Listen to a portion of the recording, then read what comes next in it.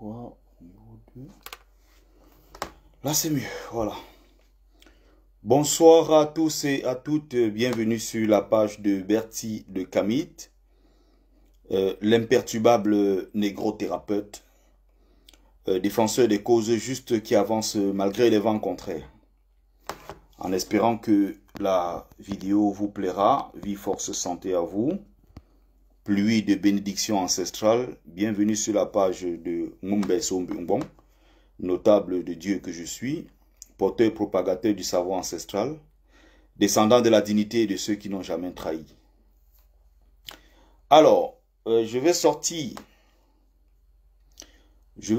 un peu du buzz du moment, puisque j'écoute aussi, voilà, un peu partout.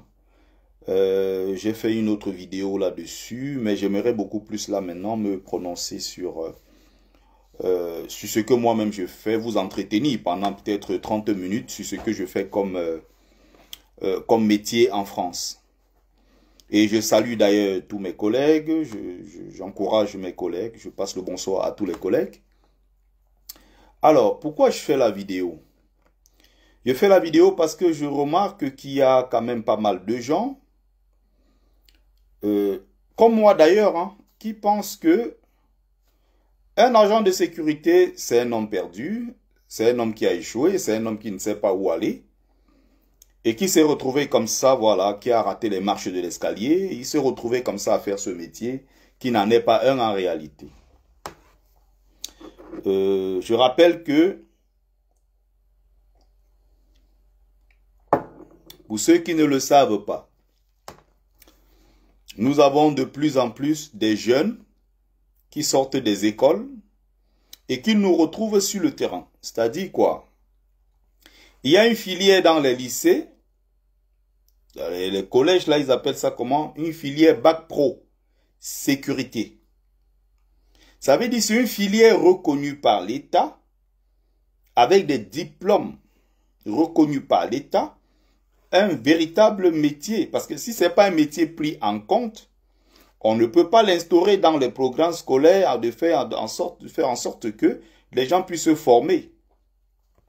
Nous avons des SIAP 3, c'est-à-dire des chefs service sécurité incendie. Je parle comme ça avec le langage technique parce que je ne peux pas faire l'équivalent. Un SIAP 3, bon, service de sécurité incendie et l'assistance à personne, c'est un métier qui est très connu. Donc tout ce que je suis en train de dire, il n'y a rien d'étrange dans ce que je dis. Et ne vous attendez pas d'ailleurs que je dise quelque chose qui sorte de l'ordinaire. C'est un métier qui est très connu. Il y a beaucoup d'Africains qui le font en France. Donc, ce que je veux plutôt vous apporter, c'est quoi? C'est les idées reçues qu'il y a sur le métier. Donc, première chose étant en train de dire pourquoi je fais la vidéo. Je fais la vidéo parce qu'il y a des gens encore qui pensent, parce que moi, j'étais dans la restauration. Quand je suis arrivé en France, mon premier métier, c'était dans la restauration.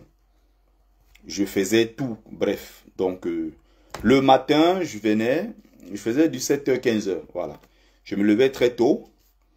Je venais et puis je commençais d'abord par le légumes et fruits, c'est-à-dire que je fais la préparation, je fais la mise en place, tout ce qui est fruits, légumes et tout, je découpe, je range, je mets sur la table et tout. Après, j'assiste aussi le chef en cuisine s'il y a des choses à faire. Et après ça, quand il est midi, parce que je faisais dans la restauration d'entreprise, vous voyez des grands groupes comme Renault, par exemple, vous avez ça peut être Google, ça peut être, je ne sais pas, Dassault, puisque moi, je suis beaucoup plus dans le Val d'Oise, et là où il y a des très grandes entreprises ici, des grands groupes avec 1000 employés, 1500 employés, 800, 700, tout ça. Donc, on faisait à manger. Donc, dès que je finis, très rapidement, dès qu'il est déjà midi 5 comme ça, les premiers clients commencent à arriver. Ben, nous, on mange juste avant eux, quoi. C'est-à-dire qu'à midi, comme ça, tu dois être déjà prêt. Donc, vers 11h30, 40, comme ça, là, on vous donne 15 petites minutes, juste pour manger un peu. Et tu manges, tu n'as même pas le temps de digérer. À peine, peut-être, tu prends ton téléphone pour regarder si tu as reçu un message, quelque chose comme ça. Boum, on est déjà derrière vous. Allez, allez, soyez prêts. chacun a son poste et tout. Donc, là, maintenant, j'allais au self. Je fais le self, je sers les gens. Donc, et pendant que je servais, d'ailleurs, il y a certains qui à l'époque, qui sont beaucoup, hein, qui sont des Camerounais. Certains me voyaient en train de servir. D'autres se demandaient, mais attendez, c'est pas ce gars qui fait des vidéos, c'est pas Bertie le Kamit. J'irai lui demander. Je voyais souvent des gens qui venaient me demander, Bertie, c'est toi? J'ai dit, oui, c'est moi. Ça va et tout, ouais, ça va et tout, ah, tu es au boulot. En fait, j'avais toujours cette réponse-là des gens. Certains n'osaient pas me le dire. Mais il y a certains qui osaient se demander, ah, mais toi, c'est ton métier, ça? J'ai dit, oui. Ah, tu es dans la restauration. En fait, pour eux, ils ne voient pas la restauration comme un métier. C'est-à-dire que pour eux, ils me disaient, oui, mais avec toutes les connaissances que tu as, tes diplômes et tout le reste, comment ça tu te retrouves dans la restauration et tout ça? Mais je travaille. Je dois payer mes factures. Donc, quand je finissais, directement, j'allais à la plonge. Au départ, je faisais la plonge aussi. Après, il y a des moments où j'ai dit, bon, je ne faisais plus ça. Je suis passé au self complètement. Je servais et tout le reste. Après, même ça, je ne voulais plus le faire parce que moi, je l'ai fait tout simplement parce qu'il fallait remplir le frigo. J'ai été régularisé à peine 1 an et demi quand je suis arrivé en France. J'ai fait presque 1 an et demi comme ça, sans papier. Et directement, quand j'ai été régularisé, j'ai commencé à bosser. Donc, je le dis toujours, hein, je suis sorti de la préfecture. Je suis allé dans un centre qui est juste à côté, qui est comme un sous-bureau, n'est-ce pas, de la préfecture, de la mairie. Et demandé, est-ce que vous connaissez des endroits ici, des boîtes d'intérim où on recrute les gens? Le monsieur m'a dit, oui, oui, justement, il y a une boîte ici devant qui recrute des gens pour travailler dans les restaurants. Donc, ça pouvait être aussi les bâtiments, hein, tout ça, il y avait les bâtiments, il y a d'autres qu'on appelle quoi, préparation de commandes, des choses comme ça. Mais moi, je ne voulais pas faire ça. Mais le plus important pour moi, c'était, je voulais de toute façon travailler. Et dès que je suis arrivé, on m'a dit, monsieur, vous savez faire quoi dans les restaurants, dans la restauration? J'ai dit tout. Tout ce que je vois, je fais. Ah bon, ok, est-ce que vous êtes chaud? Oui. Directement, ils m'ont donné le truc, j'ai signé tout sur place. Le lendemain, ils m'ont donné une mission. Je crois, c'était à Ouy-Carrière. Je suis allé à Ouy-Carrière, j'ai travaillé. L'autre, c'était parfois, ils m'envoyaient partout. J'étais en intérim, donc j'allais bosser. Quand on vient dans un pays, on s'intègre, on travaille, on paye ses impôts, on paye le reste. Quand on vient dans un pays, ce n'est pas pour venir alimenter les réseaux parallèles je sais pas, de trafic, de délinquance et tout ce qui va avec. Parce que si toi-même, Camerounais, les étrangers deviennent nombreux chez vous au Cameroun, et ce sont eux qui sont à l'origine de l'insécurité, vous ne serez pas content. Vous serez bien content d'avoir des étrangers qui viennent chez vous, qui travaillent, qui vous respectent aussi. Oh, excusez-moi, je vais mettre la clim. Je ne sais pas pourquoi.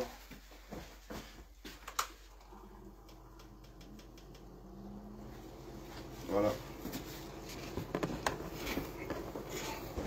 Donc, et quand je le faisais en me disant, je vais reprendre très rapidement mes études avant de partir du Cameroun. J'étais étudiant en philosophie à l'université de Douala. Et d'ailleurs, je suis allé au Cameroun quelques temps après. Donc j'avais besoin de ça pour payer mes factures. Mon fils, le premier est né en mai 2017. J'ai commencé à travailler en octobre 2017. Voilà, il fallait cotiser, il faut avoir les fiches de paye. Que les gens ne vous trompent pas. Que les gens ne vous fassent pas rêver. Quand on arrive dans un pays, il faut travailler. Quand on arrive quelque part, il faut avoir les fiches de paye. C'est ce qui compte. C'est ça qui va t'aider plus tard. C'est pas le bavardage des gens qui vous disent que le bâtiment, ça ne vaut pas la peine. La restauration, ça ne vaut pas la peine. Si tu vas dans la sécurité, tu as raté ta vie. Ou bien. Salut James, mon frère James. Salut Sandrine d'Azoué, ma soeur chérie. Mon colonel Yann, salut. Donc, que les gens ne vous racontent pas des conneries. Tu es venu en France te chercher, tu es venu en Banque te chercher. Personne ne paye tes factures. Personne ne s'occupe de ta famille au Cameroun, en Afrique. Tu es venu bosser dur pour gagner ta vie. Être à l'aise toi-même, être à l'abri. Et aussi aider ta famille qui est de l'autre côté. Encore que moi, je suis un beaux-ailleurs. Je n'ai pas fait les milliers de kilomètres pour arriver en France et écouter les gens qui racontent leur vie et qui ne sont pas mieux que moi. Je suis là, je travaille. Je n'ai jamais eu de problème avec la justice. Je finis le boulot, je suis chez moi. Je ne traîne pas. J'ai une vie stable. Je suis un père de famille, un responsable. Je mène ma vie, j'avance. C'est comme ça que ça fonctionne. Et il faut toujours viser l'excellence. Toujours viser l'excellence. Donc, je vous disais ceci. Pendant ce temps, j'étais en train de monter mon dossier pour retourner à l'université ici. Je suis parti d'ailleurs à l'époque à l'université de Cergy-Pontoise où j'avais un dossier, j'avais déjà des trucs qui avançaient et tout. Mais entre-temps, il faut payer les factures. Bonsoir Brian Sawa. Angelina Crawlers, bonsoir. Ndi Nibol, Gérard, bonsoir. Bonsoir mes amis de Kevin Mami, bonsoir mes amis qui sont du côté de TikTok. Bonsoir mes amis du côté de Facebook. Likez, partagez, et voilà, invitez les autres. Donc, je tente de dire ceci. Personne ne vient payer vos factures. Le m'as-tu vu des gens qui s'inventent des vies et qui veulent laisser croire qu'ils sont mieux que les autres. La réalité est parfois surprenante. Donc, à un moment, je me dis, ok, je vais reprendre mes études. Mais après un moment, c'est compliqué parce qu'il faut payer les factures derrière. Tu es déjà père d'un enfant. Il faut s'occuper de l'enfant, il faut s'occuper de sa mère. Donc, il faut payer le loyer. Il faut payer ci, payer ça. Après, le deuxième enfant est arrivé et tout. Il faut payer les factures. Donc, j'ai trouvé un moyen plutôt, à un moment, voilà, d'être dans des cercles d'études, de financer certaines études, certaines formations complémentaires plutôt en parallèle. Donc jusqu'ici, je continue mes études. Mais quand j'ai fait la restauration, je crois peut-être 1 an, je suis allé au Cameroun en vacances. En 2018, je crois que c'était en avril 2018. Quand je reviens en France, j'ai dit ok, il est temps pour moi de faire un autre métier. Je ne veux plus être dans la restauration. Et donc, je voyais les gens qui faisaient ce métier, qui exerçaient ce métier. Et à chaque fois, je me renseignais chez eux, je demandais, mais c'est quoi votre métier en fait? Ceux qui font sécurité incendie. Mais il n'y a pas une grande différence entre ceux qui font sécurité incendie et ceux que vous voyez avec des costards, cravates, chemises noires, chemises blanches, costards, cravates et tout, qui tiennent debout dans des centres commerciaux. Ça peut être des boutiques, ça peut être des boîtes de nuit ou ça peut être peu importe. Mais c'est vrai que nous, en termes de grade, nous qui faisons sécurité incendie, on est un cran au-dessus. Mais là, ça reste au niveau de la paperasse. C'est-à-dire que on a les mêmes diplômes à la base, sauf que nous, on passe le SIAP 1 au-dessus. Juste. Mais après, tu peux être SIAP 1. Le coefficient, normalement, ils sont quoi? Le coefficient connu pour le SIAP 1, on est dans le coefficient 140. Donc peut-être, disons, 10 € net comme ça de l'heure. On est dans les 10,50 € peut-être net de l'heure, je crois. Mais après, quelqu'un peut être en costard cravate. Il n'est pas SIAP 1. Donc, logiquement, en termes de grade, il est en dessous. Mais il gagne mieux que toi. Qui a la tenue de pompier et qui est assis dans un bureau comme moi. Il y en a qui tiennent debout, qui gagnent mieux que moi. Tout dépend du contrat avec l'employeur. Donc, pour revenir sur ma personne, parce que je prends mon propre exemple pour expliquer un certain nombre de choses dans le direct.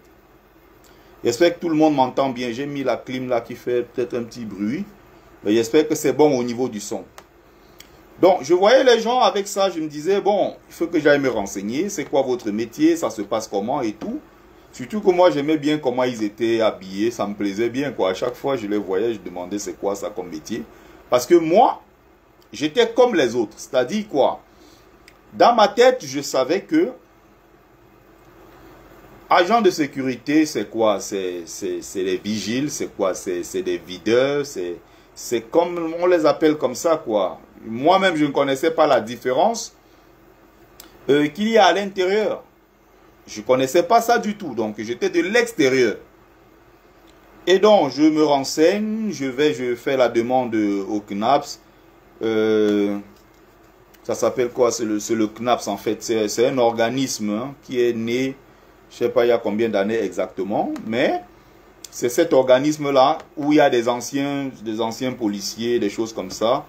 Je crois que c'est créé, je crois, à l'époque de Sarkozy, hein, quelque chose comme ça, qui a décidé à un certain moment de mieux réorganiser le métier d'agent de sécurité. Parce que, au départ, les agents de sécurité, les gens se disent quoi? Bon, un agent de sécurité, on a besoin d'un mec qui est costaud, grand de taille, qu'on va mettre comme ça avec costard, cravate à l'entrée, par exemple, d'un magasin pour effrayer les gens. Ou à l'entrée d'une boîte de nuit pour dissuader les gens. On veut des gens costauds, grands de taille, avec des gros muscles et tout. Bref, tu pouvais être sans diplôme, tu pouvais avoir un casier judiciaire plein, tu pouvais être tout ce que tu veux et tu pouvais être dans la sécurité tranquillement. Mais maintenant, le métier a commencé à être progressivement encadré. Et quand je suis entré dedans en 2019, en septembre 2019, j'ai appelé beaucoup de mes camarades, beaucoup de mes potes. Je leur ai dit, les gars, venez faire sécurité. Moi, j'ai des potes qui me disaient, dis donc, toi aussi, dis donc, tu fais quel genre de métier comme ça? Est-ce que tu appelles les gens pour dire que, oh, venez travailler dans la sécurité? Un grand comme toi, Bertie Locamite, qui est connu, personnalité, quand même que les gens respectent. Toi, tu fais la sécurité. C'est quel genre de métier, ça? Aujourd'hui, ces mêmes gens-là m'appellent. Ils courent après moi que, gars, aide-moi. Ouais, je ne savais pas, ouais. J'ai passé des années à leur dire ça. Venez. Je ne dis pas que c'est le meilleur métier au monde. Hein. Si vous êtes venu en France avec un véritable projet, vous voulez être médecin, vous voulez être avocat, vous voulez être ingénieur, allez à l'école. C'est le conseil que je peux donner à tout le monde. Tous les Africains ne doivent pas faire sécurité. Tous nos sœurs africaines et tout ne doivent pas faire aide-soignante ou je ne sais pas, travailler dans des EHPAD. Tout le monde ne doit pas, je ne sais pas, faire nettoyer de rue, balayeur de rue. Tous les Africains en Europe ne doivent pas faire de l'échafaudage. Tous les Africains ne doivent pas faire dans la restauration, qui sont des métiers difficiles, certes. Mais, si quelqu'un a fait son choix, respectez son choix. Du moment où les gens sont dans la légalité, ils se lèvent à 5 heures, ils vont travailler pour gagner leur vie dignement. Respectez ceux qui ont fait leur choix. Mais il faut encourager les gens à oser, à aller plus loin. On ne va pas venir rester dans ce métier-là toute notre vie. C'est un passage, on se dit, bon, entre-temps, on commence par là. Après, on va certainement trouver mieux. Après, on peut se mettre même à son compte. On peut créer sa propre société de sécurité, société de nettoyage ou société, je ne sais pas. On peut créer un centre, un EHPAD où on recrute des gens pour s'occuper des personnes âgées. Il y a tellement de choses à faire. Il faut juste être ambitieux. Il faut y croire, se donner à fond, se mettre à fond dans ce qu'on fait. Mais si vous êtes agent de sécurité, moi je reste dans mon métier. Si vous êtes agent de sécurité, ne vous laissez jamais influencer par des totos qui racontent ce qu'ils ne savent pas. Il y a beaucoup d'argent à se faire dans ce métier. Je vous parle depuis mon bureau. Je suis tout seul. Je n'ai pas un patron sur ma tête. Je n'ai personne qui m'écrit dessus. Je suis en live avec vous. Je vous parle du bien fondé, des bienfaits de mon métier, des avantages de mon métier. Voilà par exemple un avantage de mon métier. Je peux être là, je peux gérer autre chose. Je suis écrivain comme vous le savez. J'ai publié mon premier livre, Folie et calvaire des migrants, en travaillant dans la sécurité. Je viens avec mon ordinateur. Vous voyez souvent quand je fais des lives, souvent la nuit, je viens avec mon ordinateur, je le pose là, je suis en train de taper, je tape, je corrige. Si j'ai une inspiration, je rajoute des textes, je rajoute du texte, après je corrige, des choses comme ça. J'ai le temps pour vous faire des lives, mais étant au boulot, ça me maintient éveillé. Je ne suis pas censé dormir, donc si je peux par exemple faire un live qui m'occupe, où je peux discuter avec des amis, il faut que je garde dans ma tête que je suis responsable d'un site qui est sensible. J'ai l'appareil devant moi, la baie du SSI qui est là. Je dois vérifier à chaque fois qu'il n'y a pas un départ de feu, il n'y a pas de signalement. Je fais mes rondes régulièrement. Je fais mon travail. Vous voyez? Donc c'est un métier, je vous disais, c'est banal, c'est très connu. Mais il ne faut jamais négliger. Et ne croyez pas que parce que vous allez aller faire bac plus 5 ou bac plus 4, bac plus combien, que vous allez gagner mieux qu'un agent de sécurité. Je vous rappelle cela. Mais attention, je ne dis pas que tout le monde doit faire la sécurité. Je ne dis pas que tous les blacks ici en Europe ou en France vont devenir agents de sécurité. Je dis encore la France. Hein, parce que oui, il faut le dire, nous avons la chance en France de faire ce métier. Nous avons la chance de faire ce métier en France. C'est-à-dire que tu arrives en France, dans des sites sensibles, des grands sites, où vous voyez des blacks qui sont là, ils sont responsables du service de sécurité. Comme moi, par exemple, là où je travaille. C'est un énorme site où j'ai des responsabilités. Ce n'est pas la même chose ailleurs. Hein. Allez en Espagne voir la situation des Noirs, des Africains qui vivent en Espagne.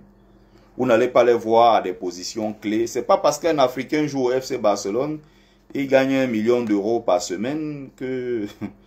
il gagne 1 million d'euros par semaine que non. La situation des Noirs dans ce pays est mieux. Non, non, non, non.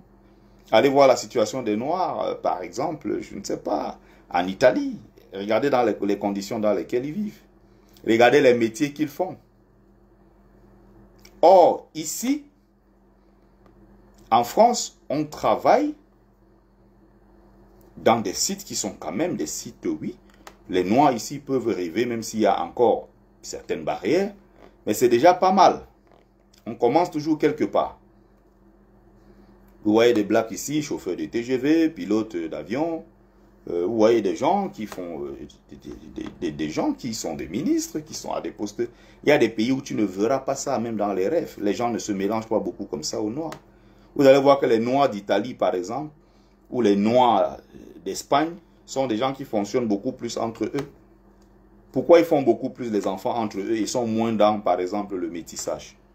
Déjà parce qu'à la base, ils sont d'abord rejetés. Il y a très peu de femmes italiennes qui peuvent faire des enfants avec des Noirs. C'est très rare. Très peu de femmes espagnoles qui se mettent en couple avec des Noirs. Si parfois vous voyez même quelques Noirs, ce n'est pas forcément un Noir africain. Ça peut être un Noir de Colombie, des pays qui ont été colonisés par l'Espagne. Oui, en Italie, ça commence à avancer. Mais ça traîne beaucoup.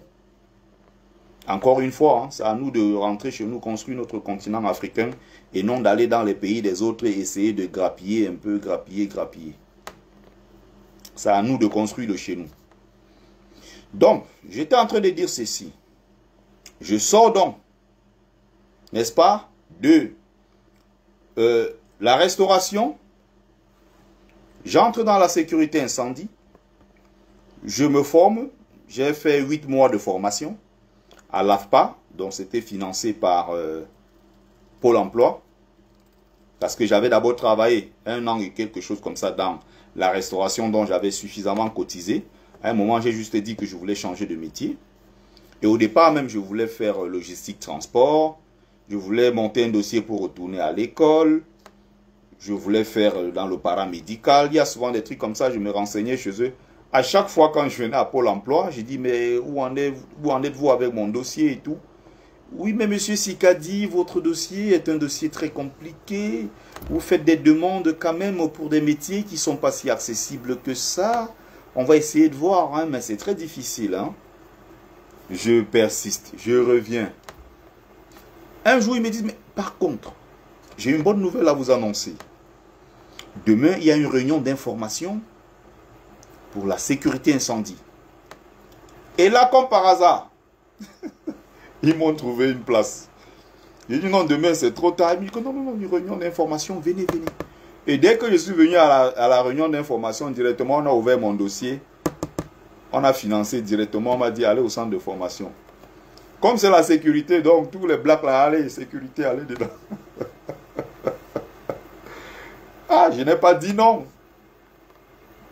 Mais j'y ai passé 6 mois, presque 7 mois comme ça. Donc j'ai obtenu le SST, sauveteur secouriste du travail. C'est une formation qui se fait en 2 jours. J'ai obtenu, non pas 2 jours, c'était 3-4, hein, c'est un peu plus quand même, je crois 2-3 jours par là. Et je sais que c'est l'habilitation électrique, c'est en une journée. Après tu as 67 heures pour passer du SIAP, donc je vous ai dit au départ, service de sécurité incendie et d'assistance à personne.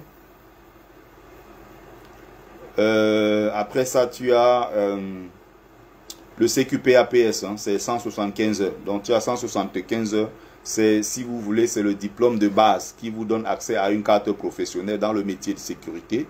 Maintenant, tu veux passer le diplôme au-dessus. Ça, c'est si tu veux, comme ce que je fais, qui est comme, je ne sais pas comment je peux expliquer ça. C'est un peu comme les assistants, les sapeurs-pompiers, mais plutôt dans des entreprises. On n'est pas dans des casernes comme les vrais pompiers, mais nous, on est au sein même des entreprises, on est chargé de tout ce qui est premier secours. Et dans pratiquement toutes les entreprises aujourd'hui, tous les établissements qui reçoivent du public, s'ils n'ont pas des agents de sécurité, les assurances n'acceptent pas. Surtout les agents de sécurité incendie, quand ce sont des grands sites avec un système de sécurité incendie à gérer, l'ensemble de toutes ces choses-là, parce qu'il y a beaucoup de risques derrière.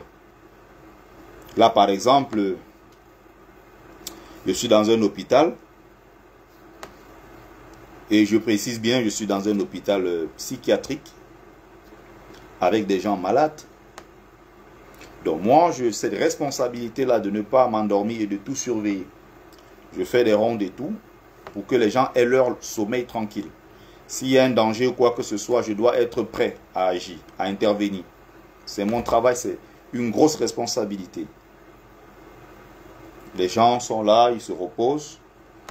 Et une parenthèse, vous voyez, ça rend aussi très humble.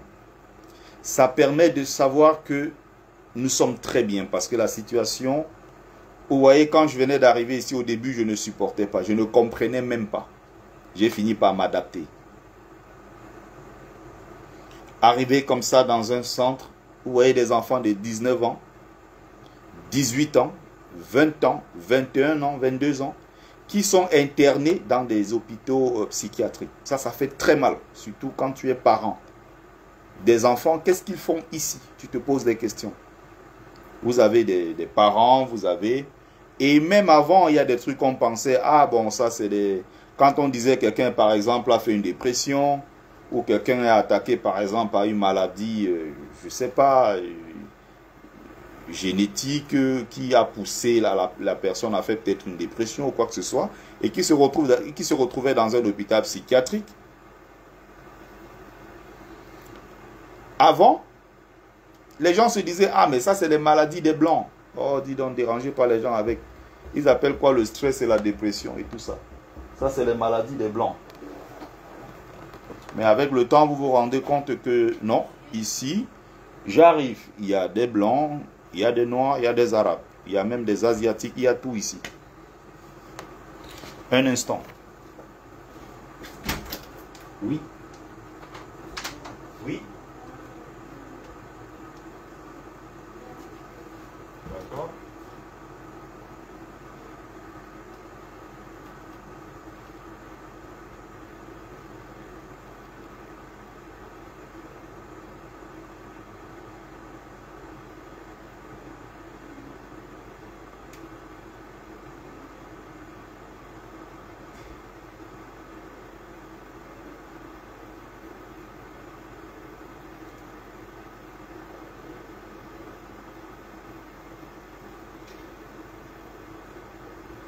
Tout à fait.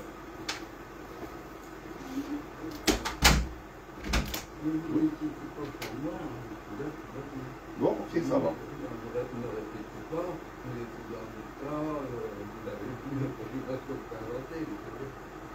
D'accord. Ok, bonne soirée. Donc voilà, comme je vous disais, voilà, vous voyez, ça rend humble hein, parce qu'on a la santé, on rigole avec notre santé, on est là, on est heureux, on est entouré et tout, mais il y a des gens dans des situations catastrophiques. Catastrophiques. Donc c'était juste une parenthèse. Donc je veux parler un peu plus, parler du métier, mais parler de mon expérience moi-même dans le métier. C'est souvent beaucoup plus de parler de ses propres expériences. C'est beaucoup plus intéressant. Vous voyez? Donc, j'entre dans le métier en 2019. Et entre-temps, je me dis, je vais pouvoir retourner sur les bancs de l'université. Je vais peut-être faire tel ou tel truc parce que j'avais commencé un cursus à l'université de Douala que je n'ai pas terminé. Je compte rentrer sur les bancs de l'université un jour, terminer mes études. Voilà. Entre-temps, il y a des grosses responsabilités. Il faut s'occuper des enfants, il faut payer le loyer, il faut payer, il faut payer, il faut payer. Ce n'est pas le moment de se lever et dire que non, tu vas aller à l'école et tout. Si entre-temps, tu n'as pas des revenus, c'est très très compliqué. Et donc, je vous disais que j'ai passé ces diplômes-là, c'est à 4 qualifications. Directement, j'ai commencé à chercher du boulot, j'ai commencé à chercher un peu à gauche, à droite. Il y avait une boîte où je suis allé, on m'a dit non, vous ne pouvez pas travailler en tant qu'agent de sécurité incendie, c'est-à-dire le métier que je fais là. Il me disait mais non, ça c'est pas comme ça que ça se fait. Il faut d'abord aller commencer comme ADS. Bon, quand je dis ADS, comprenez par là, agent de sûreté. Donc, ceux qui sont habillés en costard, cravate et qui font des surveillances, c'est-à-dire tout ce qui est malveillance. Quelqu'un qui tente de voler, quelqu'un qui tente une intrusion dans un site par exemple protégé, quelqu'un qui harcèle dans le train ou qui harcèle dans la rue, des choses comme ça en fait. Quelqu'un qui veut venir voler un bijou, en fait, ces gars-là font, c'est le même métier en tout cas, mais ils ont fait une petite différence. Ils parlent de sûreté parce que c'est plus quelque chose qui est de l'ordre de la dissuasion, de la malveillance et tout ça. Et nous, ils parlent de sécurité parce que nous, on est plus là pour la sécurité incendie et tout ce qui est maintenant les secours à victimes. Mais on a les mêmes qualifications, je vous disais au départ. Donc, je commence. Niveau salaire, parce que c'est important de parler argent, ça n'a strictement rien à voir. Je pars de la restauration où je gagne quoi 1100 euros, deux fois 1200.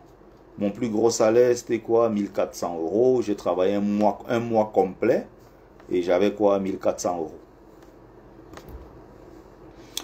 Et la première fois, quand j'entre dans la sécurité, mon premier mois, on est en septembre 2019,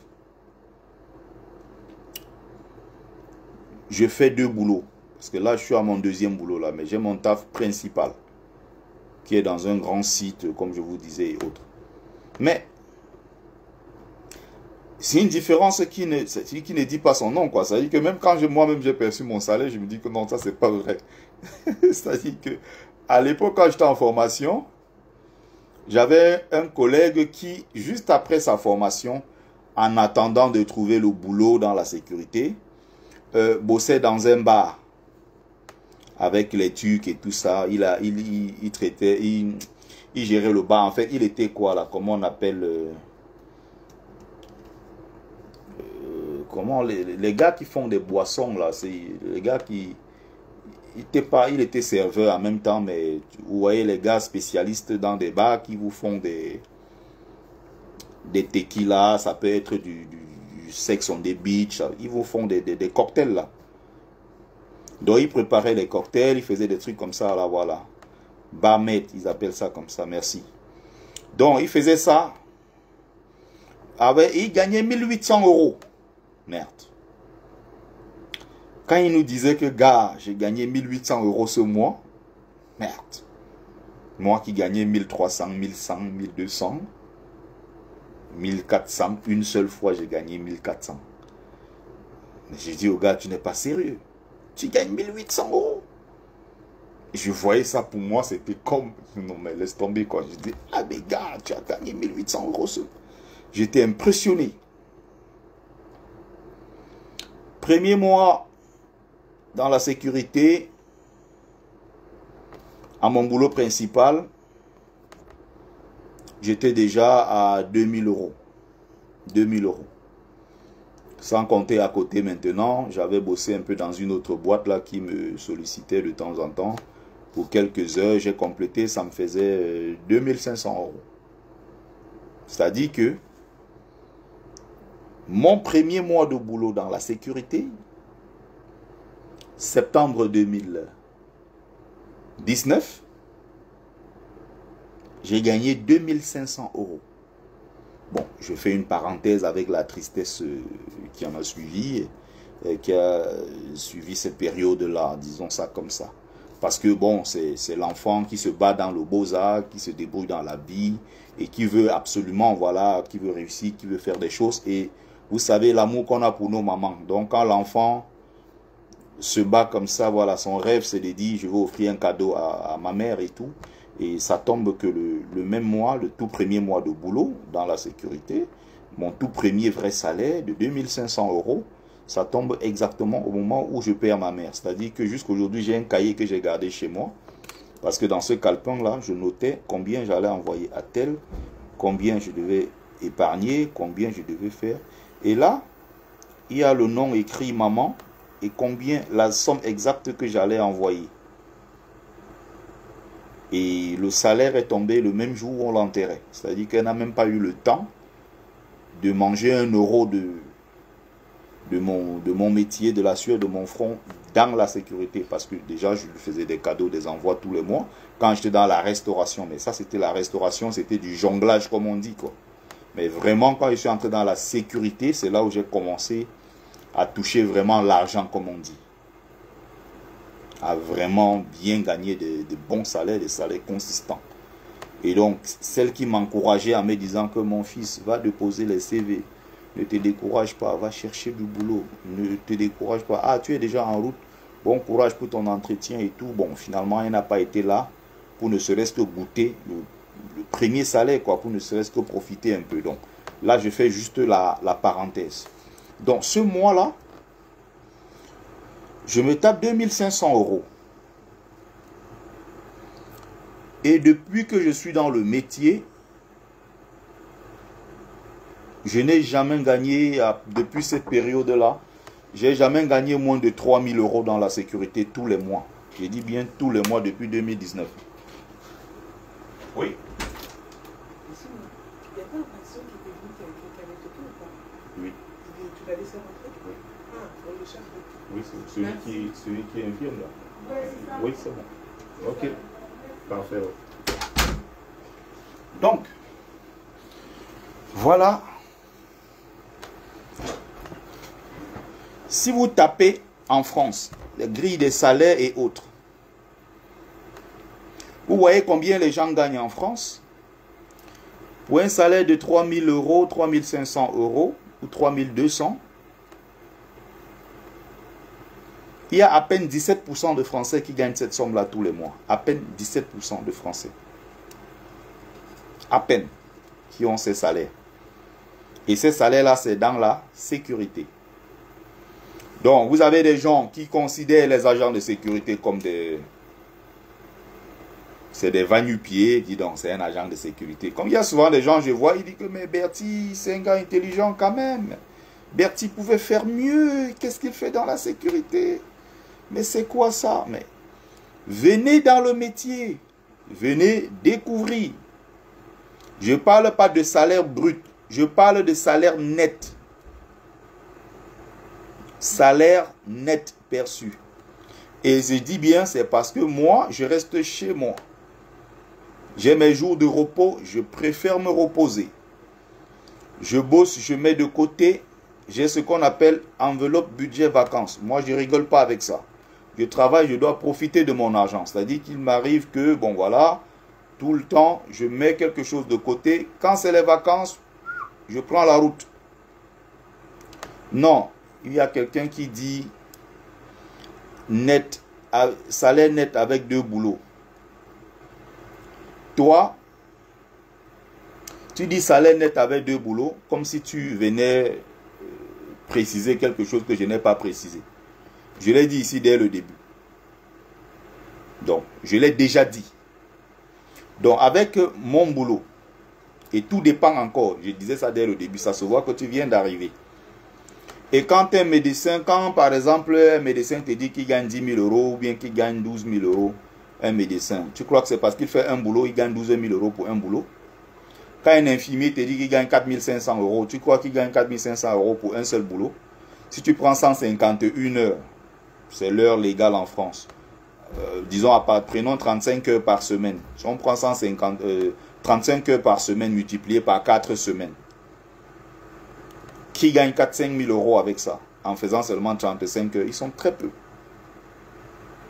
Mais il y a la possibilité, pour la plupart du temps, les gens qui font des métiers où ils font 12 heures, comme les infirmiers, les agents de sécurité, les aides-soignants, c'est des gens qui travaillent en 12 heures. Bonjour, monsieur le grand journaliste, Eric Kouachou. Donc, il y a cette possibilité-là de faire un second boulot. Mais généralement, ce ne sont pas des boulots à temps plein. C'est des boulots à temps partiel. Tu peux mettre 48 heures de plus, comme tu peux mettre 96 heures, tu peux mettre un peu plus, ça dépend. Et derrière, tu payes un peu, tu payes des impôts un peu plus. Il y a des trucs que tu payes un peu à côté. Et d'ailleurs, dans certains cas même, forcément, ça dépend des grilles. Donc, ce que je suis en train d'expliquer, contrairement à ce que les gens pensent. Et je rappelle ici que moi, je suis quelqu'un qui est un bon vivant. Donc, j'aime profiter de la vie. J'aime mes moments à moi. Et je suis très, très jaloux de ça. Il ne faut pas y toucher. J'ai mon enveloppe budget vacances. Chaque année, je décide, je dis, c'est tel pays, je prends ma valise et j'y vais. Je vais avec ma famille, je vais avec mes enfants, je vais profiter. Et il y a des moments où je vais tout seul. Où je vais dans des sites historiques, je fais des trucs et je remplis ma banque parce que j'ai une banque très importante, une banque d'image. Donc je fais le tour, je voyage, je suis passionné, j'aime bien voyager, j'aime découvrir. Et je rappelle qu'il y a certains de mes collègues qui ne font pas ça. C'est-à-dire qu'eux, ils font 2 boulots à temps plein. Temps plein, temps plein. Donc 151 heures fois 2. Et ils sont dans 4 000 euros le mois. Facile. Tranquille, ils se prennent 4 000 euros le mois. On est dans la sécurité. Donc si on prend ça en CFA, c'est plus de 2,5 millions. Mais on ne va pas comparer ça, on ne va pas convertir en CFA parce que ce n'est pas le même mode de vie. La vie ici, ça coûte cher. Donc je donne juste comme ça pour qu'on ait une brève idée de ce que ça peut être. J'ai des amis, je ne parle pas de moi, qui se décident. Je ne dépense pas sur tel. Je ne dépense pas sur tel parce que moi, j'aime bien les jolis restaurants. J'aime bien aller manger. J'aime bien aller dans des très beaux petits restos. Je me tape une belle côte de bœuf. Je prends la famille et tout. Je voyage. Je vais découvrir. Tout ça, ça coûte cher. Il faut louer le mobil-home. Il faut manger tous les jours. Il faut. Tu sors de là, tu as peut-être claqué 3 000 euros, 4 000, 5 000 euros, peut-être plus. Mais là, ce sont mes vacances à moi. C'est un choix. Je veux faire profiter mes enfants. Je ne veux pas qu'ils soient frustrés. Je voyage quand même avec eux. Ça veut dire qu'ils ont une histoire à raconter. Quand je viens, les enfants, peut-être quand ils retournent à l'école. Ah, mais cette année, j'étais avec mes parents. On est parti dans telle zone. On a profité et tout, voilà. Comme par exemple, l'été dernier, je suis parti dans le Loir-et-Cher pour la 3e fois avec eux. On est allé aux eaux de Beauval. On est allé s'amuser. Bon, voilà. On a fait plein d'activités. Après, quand les enfants rentrent, ils sont contents. Ils se disent, ah, mais on est sorti avec papa. Les enfants ont des souvenirs. Je parle ça ici pour ceux qui pensent que dans la vie, il n'y a que le travail. Bonsoir mon frère et camarade de classe, Rodrigue Toumani. Je parle ça pour qui? Pour ceux qui pensent que dans la vie, il n'y a que le travail. Non, profitez de la vie. Voyagez, faites profiter vos enfants. Les enfants doivent avoir des souvenirs avec leur père. Ah, on était à tel endroit. Ah, on a fait tel restaurant. Quand les enfants sont même assis, quand leurs camarades parlent, ils ne sont pas frustrés. Parce qu'ils découvrent des choses avec leurs parents.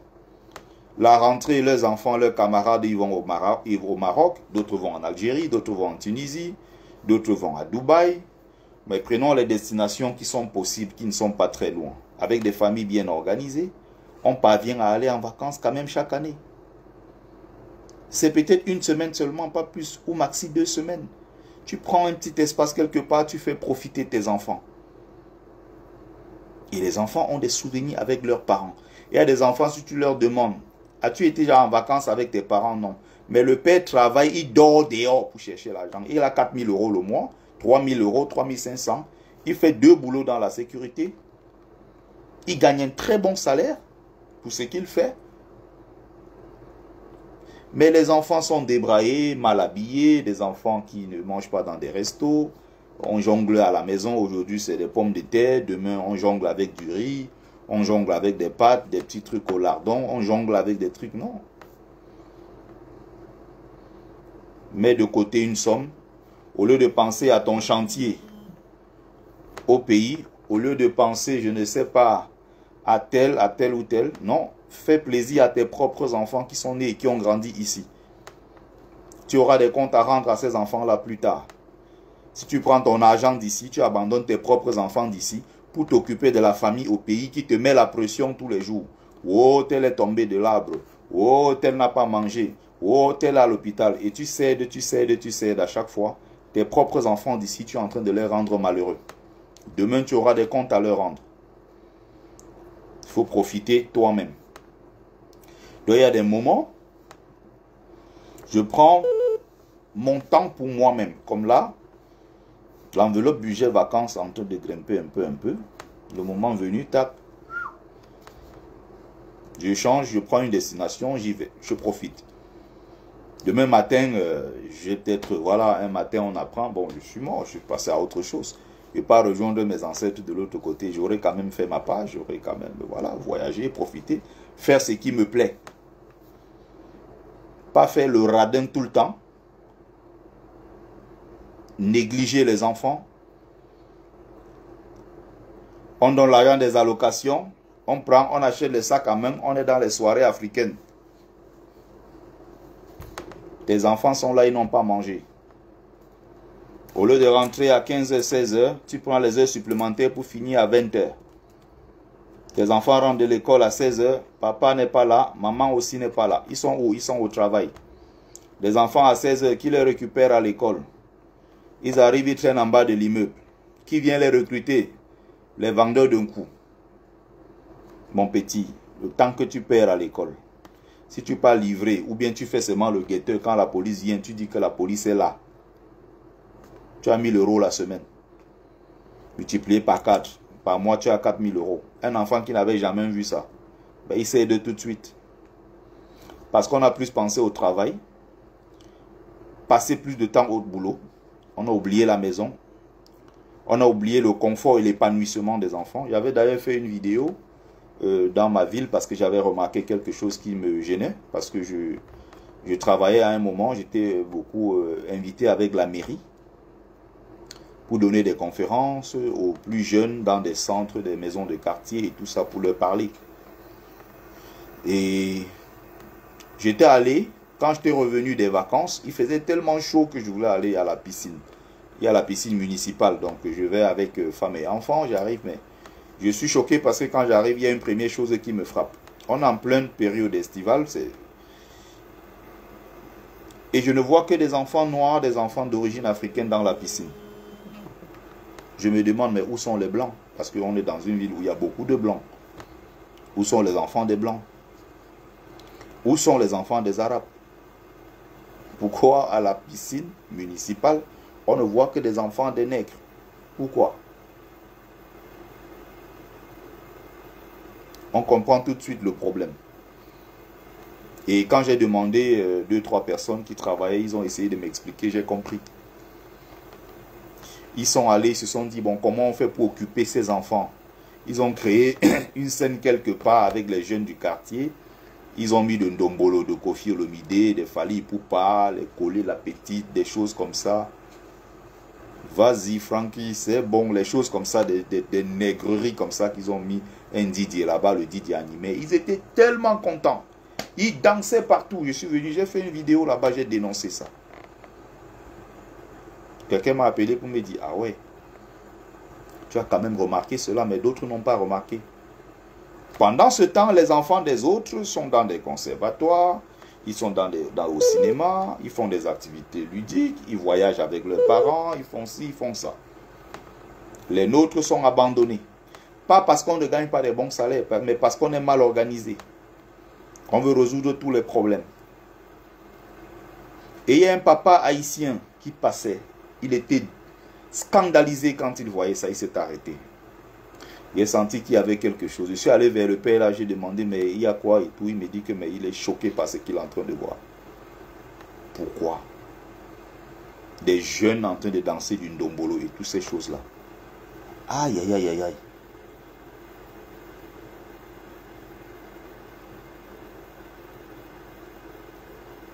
Merde.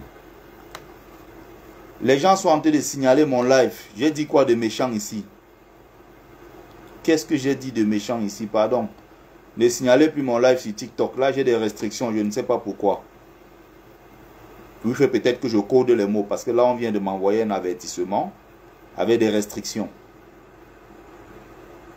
Donc, je voulais dire ceci. Ne tombez pas dans les pièges de ceux-là qui veulent vous faire croire que non, votre métier n'est rien du tout. Vous vous levez, même si c'est là, vous sortez les poubelles, vous nettoyez le sol, vous faites n'importe quoi. Vous gagnez votre argent dignement. Vous travaillez pour gagner ce salaire. Vous ne mendiez chez personne. Vous payez vos factures. Maintenant, certes, il faut être plus ambitieux. Il faut faire des choses. Il faut. Je ne dis pas que tout le monde va venir faire la sécurité. Même en faisant 2 boulots dans la sécurité, ça vous laisse suffisamment de temps pour faire autre chose. Hein. Moi, je fais beaucoup de choses. Pourtant, moi, je fais 2 boulots.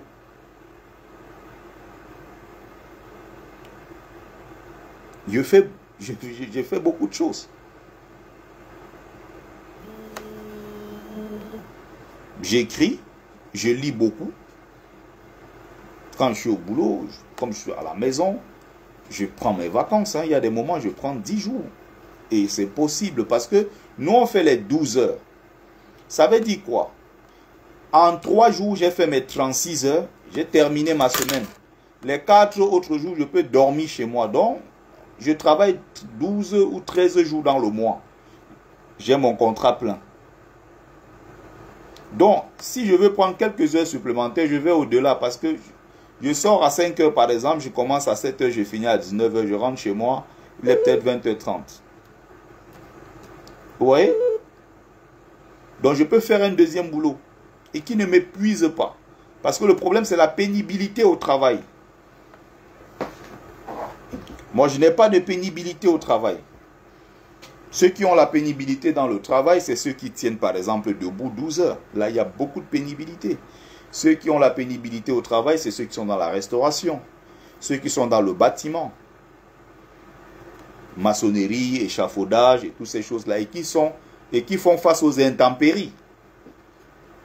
Il pleut sur eux, il fait froid sur eux. Or, moi, je n'ai pas de pénibilité au travail. D'agent de sécurité incendie, moi, je suis là, assis dans un bureau confortable, climatisé. Moi, je viens de mettre ma clim tranquillement. Je mets mon chauffage ici, il fait très froid. Je suis à l'aise, je suis tranquille. J'ai l'œil là qui vérifie à chaque fois. Je fais ma ronde, je reviens. S'il y a une intervention, j'y vais. Mais s'il n'y a pas d'intervention, je suis là. Ce sont des métiers, on appelle ça les métiers d'attente. Et il faut savoir ce que toi tu cherches. Moi, je suis plutôt quelqu'un de posé, de patient et d'observateur. J'ai ce tempérament-là naturel. Donc, et ça ne me gêne pas d'être seul quelque part. D'ailleurs que parfois je préfère même me retirer des gens. Je peux aller souvent, je vais souvent dans des endroits parfois où je peux aller même dans des zones hein, de montagne. Je vais dans des endroits où je me retrouve seul ou même dans la forêt. Ça ne me dérange pas d'être seul. Donc si je fais un métier comme celui-ci où je suis seul dans mon bureau, je n'ai personne avec qui discuter, moi ça ne me dérange pas. Je peux profiter pour écrire, je peux profiter pour écouter une conférence, je peux profiter pour discuter avec un membre de la famille, un ami ou quelque chose comme ça. Tout en étant au travail. Donc chacun essaye de faire ce qu'il peut, quoi. Chacun choisit. Hein. Chacun va dans le métier qu'il veut. Mais il y a des gens qui n'aiment pas ce genre de métier. Pas parce que le métier en soi n'est pas beau, non. Il y a des gens qui sont beaucoup plus actifs. Et ils veulent des métiers actifs. Par exemple, moi, si tu me dis de conduire 12 heures par jour ou 10 heures par jour, être au volant, pour avoir même 5 000 €, moi, je ne pourrais pas. Parce que je n'aime pas. Je veux me retrouver au volant maximum 1 heure, 2 heures de temps. Quand je vais au-delà de 2 heures de temps, ça commence à m'énerver. Je ne suis pas quelqu'un qui aime rester concentré comme ça au volant, conduire pendant. Mais j'aime être conduit. Je peux être assis, j'observe la nature. Je peux être assis, je discute, on rigole. Ouais. Mais il y a des gens, par exemple, moi j'ai un collègue qui était dans le bâtiment avant, qui a fait une formation, il est venu en sécurité incendie, mais il s'ennuyait tout le temps parce que c'est pas ce qu'il veut faire. On est souvent assis, on attend. Je dis bien, c'est un métier d'attente. S'il n'y a pas de travail, tu ne vas pas aller créer le travail. Non, tu fais tes rondes et tu restes dans l'attente. Donc, il y a des gens qui sont à l'aise dans l'attente, ça ne leur pose aucun problème. Mais il y a des gens qui ne sont pas à l'aise avec ça du tout parce qu'ils veulent bouger. Donc, souvent, il se levait comme ça, il prend une pièce, il va y démonter quelque chose, il remonte. C'était plutôt quelqu'un de très manuel. Quelqu'un qui aimait se servir de ses mains pour faire des choses. Créer des choses, faire ceci, faire cela. Mais rester comme ça, attendre. Comme par exemple, si tu le mets debout, de rester comme ça à l'entrée d'un centre commercial, rester debout comme ça, là tu l'as tué, il ne va pas tenir 2 heures de temps. Il va aller dedans se déshabiller, il a dit non, ce métier, c'est pas fait pour lui. Il a quitté le métier, il est allé ailleurs où il est technicien, où il va à gauche, à droite. C'est quelqu'un qui aime fouiller des choses, qui aime découvrir dans des... Il aime bien se servir de ses mains pour faire beaucoup de choses. Donc, il ne faut pas aussi entrer dans le métier si vous n'êtes pas quelqu'un qui... Mais je dis bien, question salaire, on en a parlé. Aujourd'hui, si tu prends ton salaire normal, coefficient 140, en tant qu'agent de sécurité incendie, tu es dans les sensiblement 1500, 1600 francs, 1600 € le mois. Tu es dans les 1600 €. Maintenant, je précise bien. Tout dépend du contrat avec ton employeur. Il y a des employeurs qui peuvent te donner un peu plus.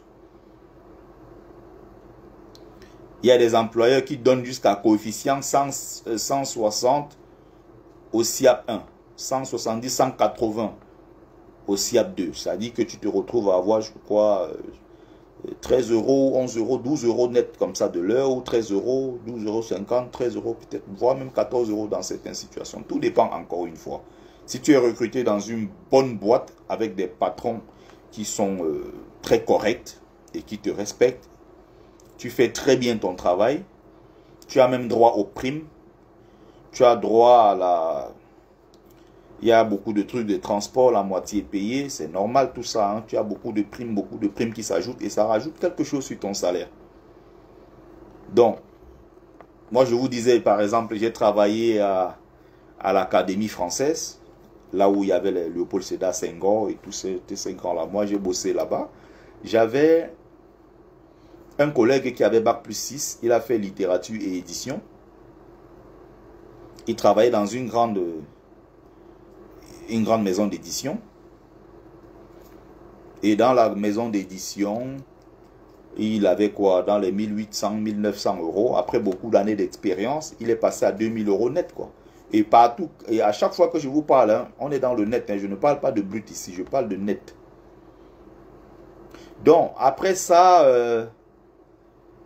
et c'était un métier pour lui en même temps qui était stressant, ça lui prenait la tête et toutes ces choses-là. Et en attendant puisqu'ils avaient été compressés, l'entreprise avait perdu pas mal de contrats et tout.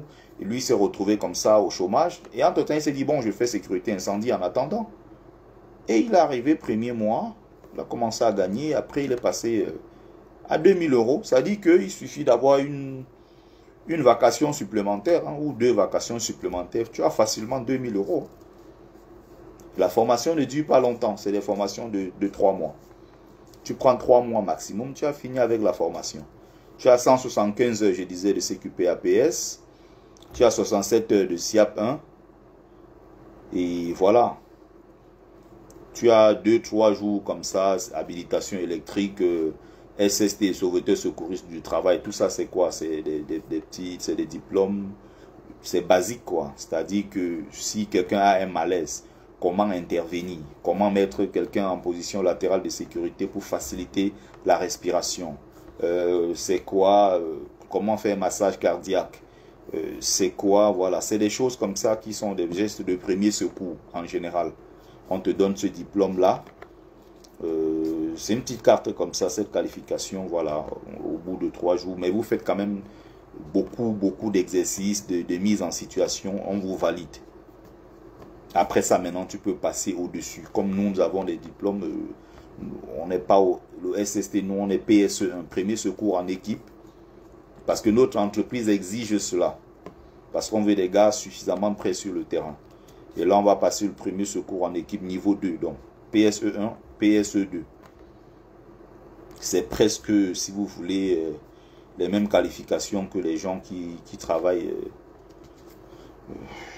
dans des trucs, comment dire ça, les brancardiers, les ambulanciers. En fait, tout ça parce que il faut savoir déplacer une victime. Quand quelqu'un est une victime traumatisée, je précise bien. On ne déplace pas une victime traumatisée n'importe comment. Par exemple, vous voyez le cas Francis Nganou. Il prend la moto, il roule, il percute quelqu'un. Bon, tout le monde est content. Tout le monde est content en disant non, mais il a fait un geste salvateur. Mais il est tellement gentil ce garçon parce que il a quand même transporté la victime. Il l'a amené à l'hôpital. Et la victime est morte après. Bonsoir mon frère Stopiran Dobia. Bolt, mon frère de combat. Donc, les gens sont contents. Bon, quand j'entends les Camerounais dire ça grosso modo, bon, c'est des gens qui vivent au pays la plupart du temps, ou bien c'est certains qui sont même ici, mais peut-être qui ne comprennent pas grand-chose à ça.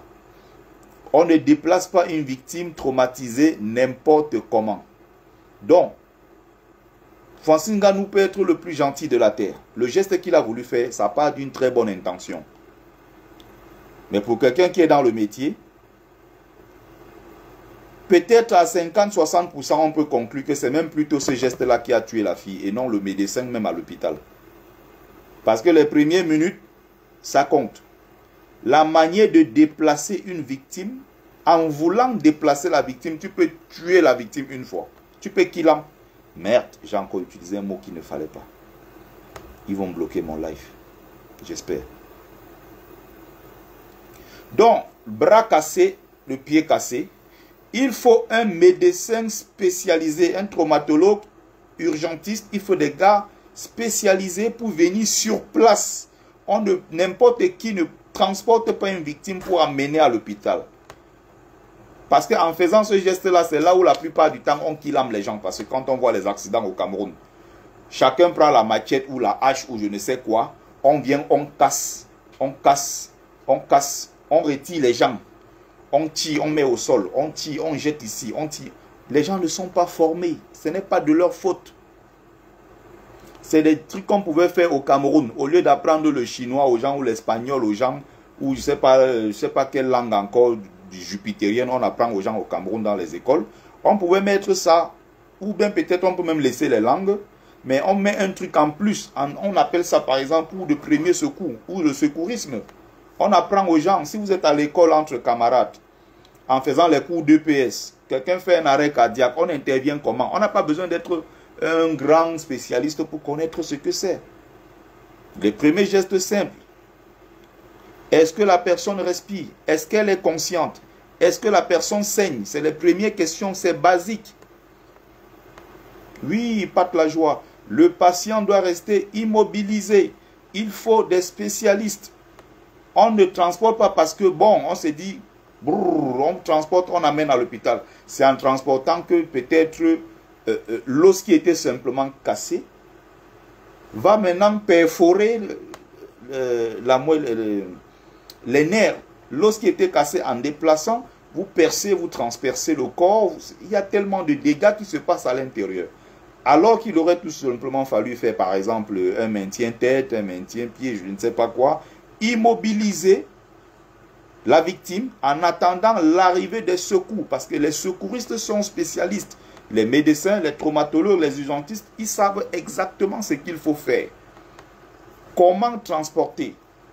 Comment faire ceci? Comment faire cela? C'est leur métier. Ils sont formés pour ça.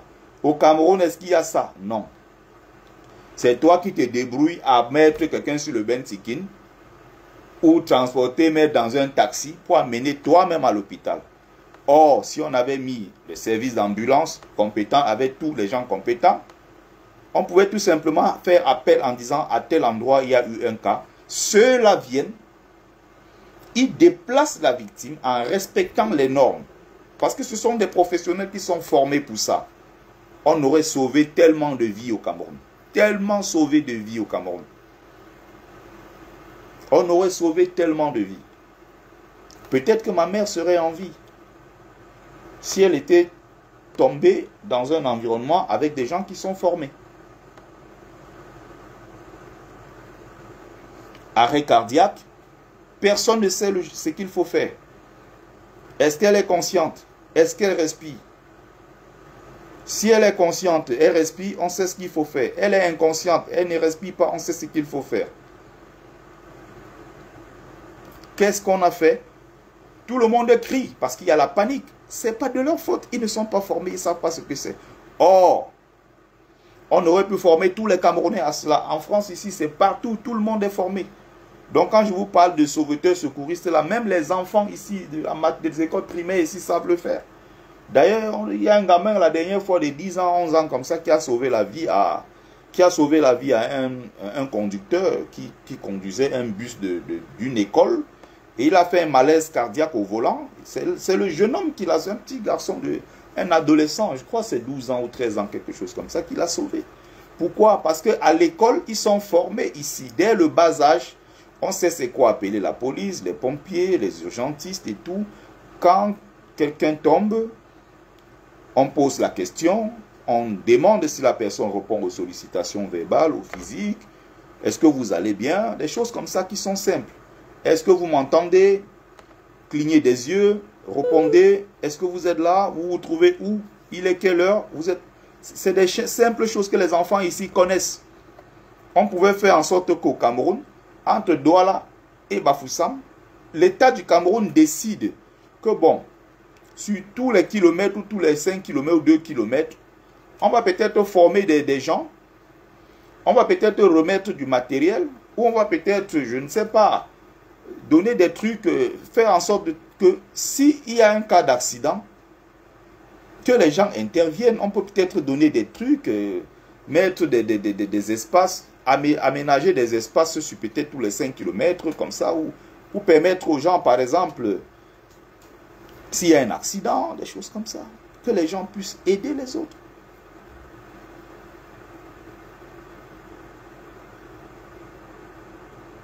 Oui, pas de la joie. Le pilote qui est arrivé dans un supermarché, un centre commercial au Cameroun, il dépose ses courses, il fait un arrêt cardiaque.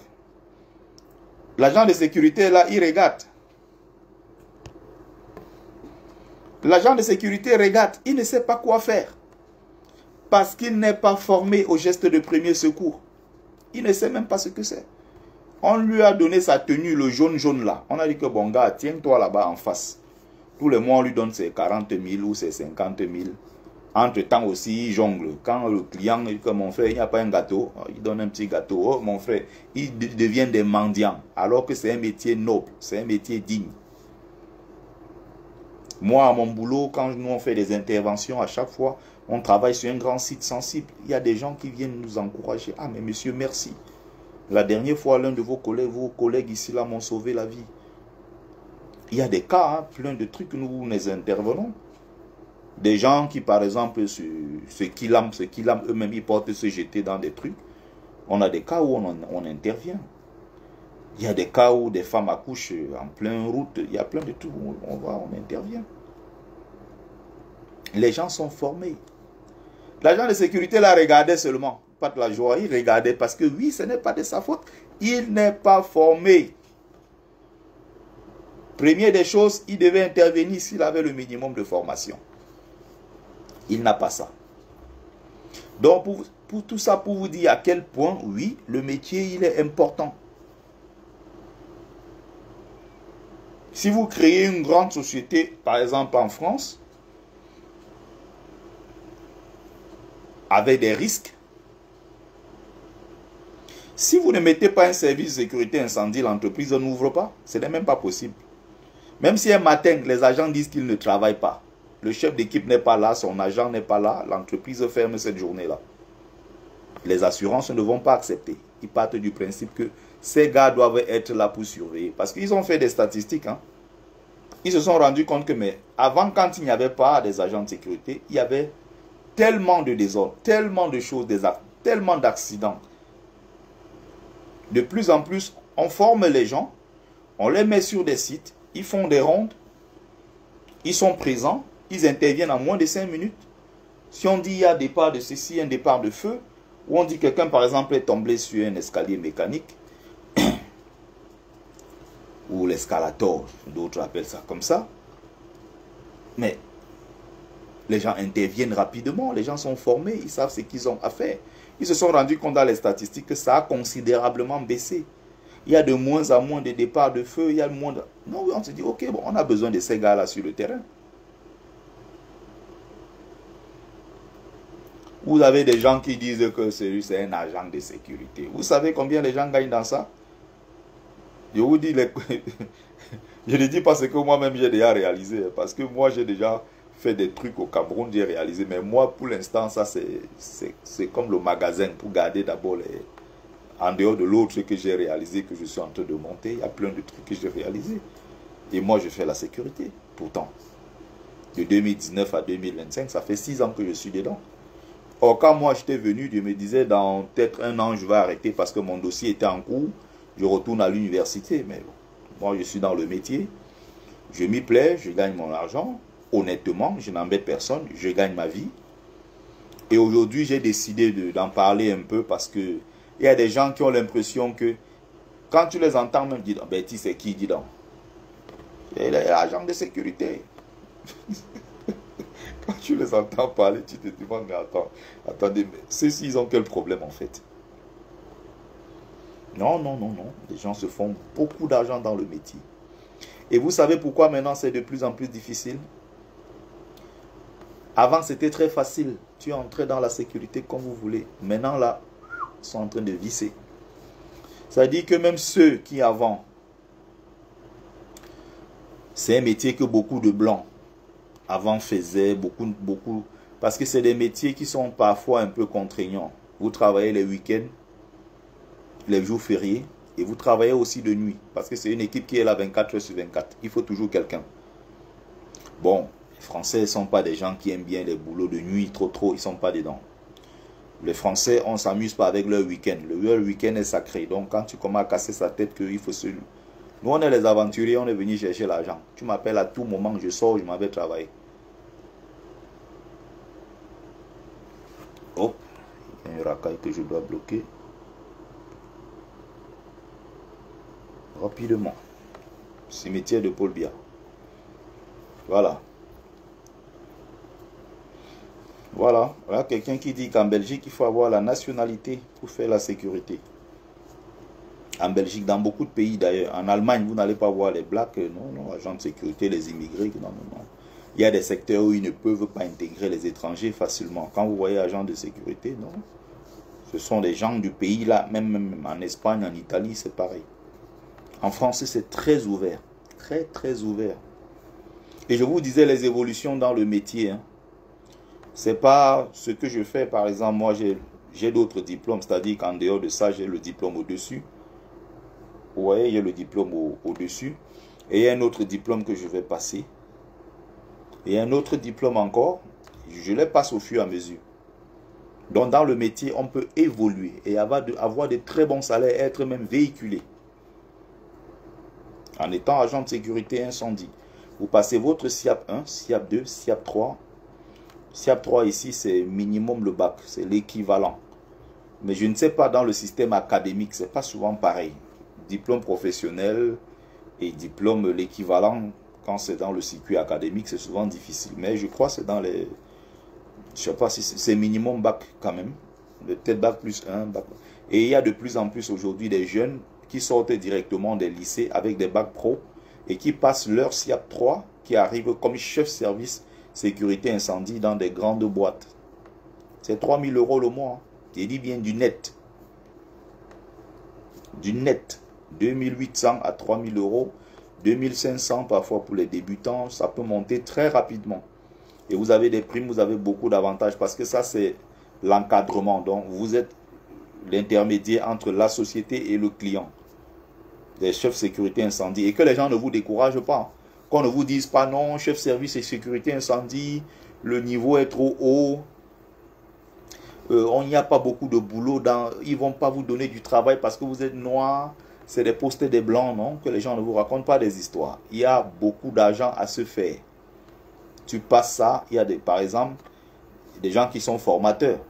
Par exemple, moi j'ai le diplôme, je suis formateur également. Je peux me décider, je dis bon maintenant je veux former les agents de sécurité. Et je vais à l'école de 9 h à 17 h, je forme les agents. Et là aussi c'est bien payé. Il y a beaucoup de Camerounais d'ailleurs qui font ça ici, formateurs. Tu peux ouvrir ta boîte de sécurité. J'ai déjà parlé de ça depuis le début du live. Il y a beaucoup de choses à faire. Beaucoup de choses. Je ne suis pas riche, mais je gagne très bien ma vie pour répondre à quelqu'un là-bas. Je gagne bien ma vie, voilà. Je ne suis pas pauvre, voilà. Mais je ne suis pas riche non plus. Il y a des gens qui gagnent beaucoup mieux. Mais je parle des métiers simples, avec une formation rapide, qui donne facilement accès au boulot. Je dis bien, encore une fois, le métier est de mieux en mieux encadré. De mieux en mieux encadré. Avant, c'était du n'importe quoi. Aujourd'hui, ils ont vissé. Et tu payes ta carte professionnelle aujourd'hui. Quand je vois les gens, ils me font rire avec les histoires du combat. Vous savez, si vous savez ce que les risques que j'ai courus récemment. Quand j'étais chez moi ici, j'étais dans les pleurs. Ils ont bloqué ma carte professionnelle. Je voyais du jour au lendemain comment ma vie tournait comme ça. Je perdais mon boulot et je perdais plein de choses derrière. Je dois payer des pensions alimentaires pour mes enfants. Je dois payer mon loyer, je dois payer ici, je dois payer ici, je dois payer ici. Et du jour au lendemain, ta carte se trouve bloquée. Les risques que nous prenons dans ce combat, il faut respecter ceux qui se sacrifient. Les gens n'ont même pas parfois idée de ce que nous traversons. Parce qu'on a décidé de dire que Paul Biya doit partir. Vous comprenez? Eh oui. Mais pourquoi quand tu entends 3 000 €, ça t'effraie? Il y a des gens qui gagnent 50 000 € le mois, 30 000, 40 000. Il y a des gens qui gagnent des millions. Bon, c'est comme moi aussi. Hein. Quand j'entendais quelqu'un gagner 1 500 €, waouh, j'étais choqué. Ah, mais il gagne 1 800 €. Comme mon premier pote dont je parlais tout à l'heure. Mais gars, tu as gagné ça, c'est vrai et tout. Pour moi, ça ne me surprend plus. Pour moi, c'est un détail. C'est un détail. Et je vous dis encore dans la sécurité, je vous ai dit, je préfère beaucoup mon confort. J'aime être chez moi, je me repose. Souvent, on m'appelle, oui, mais gars, viens gratter. Je dis, non, je ne viens pas, je me repose chez moi. Comme récemment, j'étais en vacances, j'ai pris 25 jours, quand j'ai payé, j'étais chez moi, je me reposais. J'ai pris mes enfants, on s'est déplacé, on a fait des activités et tout. Je suis tranquille avec mes enfants chez moi. On m'appelle que, gars, il y a de l'argent à se faire. Je dis non. Mes vacances, ce sont mes vacances, point. D'autres vont bosser. Je te dis, il y a des gens qui se tapent 4 000 € dans mon boulot. Mes collègues de service, c'est tellement vulgaire pour quelqu'un qui travaille dans la sécurité. Renseignez-vous, les chiffres que je sors ne sont pas des chiffres sorciers. Pendant que je suis en train de parler, il y a des agents de sécurité là qui m'écoutent. Est-ce que je suis en train de raconter des histoires? Donc quand tu dis 3 000 € pour moi, non, c'est ce que je gagne pratiquement tous les mois depuis au moins 6 ans aujourd'hui. C'est rien du tout ça. Avant, je gagnais même plus. Et il y a encore des moments où je peux monter un peu plus. Si je veux juste bosser un peu plus, je prends quelques heures supplémentaires, je monte encore.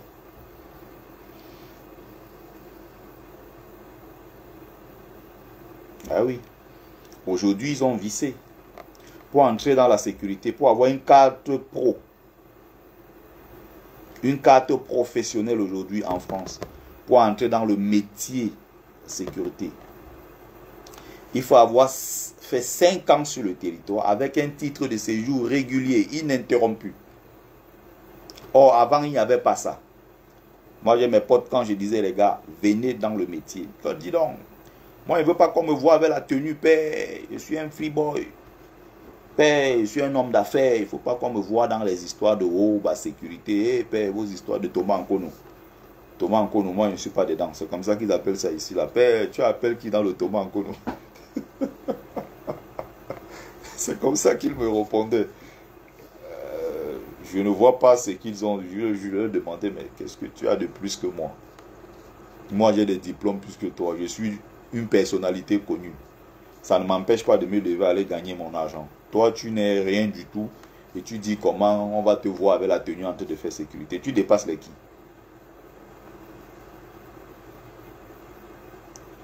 Bon, je ne fais pas le Thomas Nkono. Bon. Ils disent qu'ils ne font pas.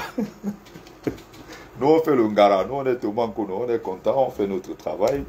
On gagne notre vie honnêtement. On n'embête personne. Tu gagnes ta vie et puis voilà.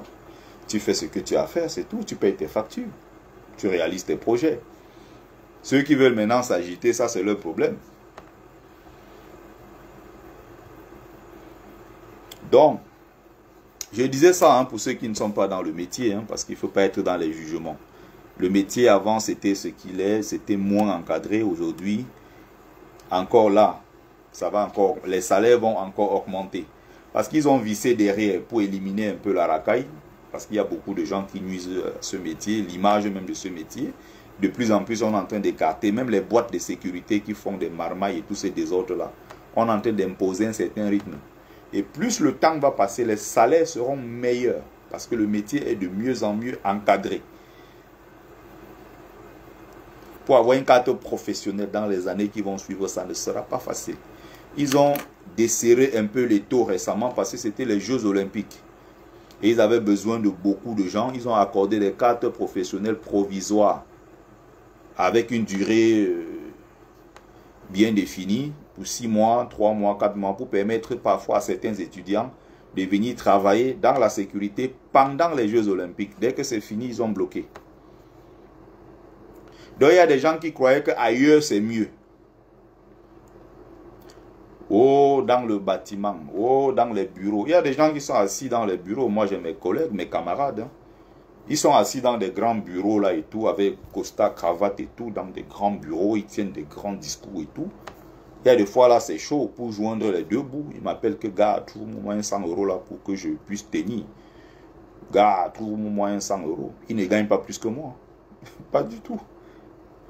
Mais si tu le vois en route, tu me vois, tu vas te dire, bon, les deux, je vais dire, au boulot, on va dire que waouh, celui-là, c'est un boss, c'est un cadre, c'est ceci, c'est waouh, parce que ils sont dans des grands bureaux, il a mis un beau costard et tout, il est tiré à 4 épingles, il tient des grands discours, il vous parle de waouh, waouh, waouh. Mais maintenant, au niveau du salaire net perçu, il ne gagne pas plus que moi. Je suis désolé. Quand on fait des déclarations, des fiches d'impôts, quand je sors tout ce que je gagne, souvent l'autre est choqué que mes gars, c'est toi qui gagnes ça. Mais tu es dans la sécurité pourtant. Ben oui, c'est pas dit que dans la sécurité. Et je vous dis, c'est parce que sur certains points, moi j'ai fait un peu le feignant. Il y a des trucs que j'ai un peu laissé passer. Parce que j'ai un projet à côté, je suis en train de monter le truc au fur et à mesure. Mais sinon, non, je connais des gens qui sont partis ailleurs, ils sont revenus dans la sécurité en courant. On laisse croire aux gens comme ça, non, les bureaucrates et tout, non, ils n'ont pas grand-chose. Hein. Il y en a qui gagnent très bien leur vie, hein. Mais il y en a aussi qui ne gagnent pas grand-chose. C'est juste du matu jus, c'est des choses comme ça, c'est tout. Mais quand on dit il y a un vrai problème, on tape la main, on sort la carte bleue, on tape là. Il y a beaucoup qui n'ont pas les revenus des agents de sécurité. Donc si vous êtes dans le métier, ne vous sentez pas frustré. Parce qu'il y en a qui arrivent quelque part, on dit tu fais quoi dans la vie? Il invente autre chose. Non, je suis agent de sécurité. Personne ne paye tes factures, frère. Personne. Bon, c'est vrai que si tu vas dans une soirée, tu as envie d'impressionner une meuf. Hein? Quand tu débarques et tout, en costard, t'es chaud et tout. C'est quand même plus mieux. C'est quand même mieux de dire que hein, tu es infirmier. C'est mieux de dire que bon, tu es ingénieur comme en Ango, Facebook. Ingénieur Facebook, tu dis que tu gagnes 20 000 euros. Quand tu dis que tu es ingénieur, ah ouais, il est ingénieur le mec. Hein, ça fait plus sérieux. Ça fait plus sérieux. Si tu dis que bon, tu es agent de sécurité, en fait, les gens dans leur tête se disent agent de sécurité, bon, c'est un vaurien quoi. C'est les idées reçues. Hein. Je vous disais au début du live, il y a certains peut-être qui viennent d'arriver. Moi-même, quand on me disait agent de sécurité, je me dis bon,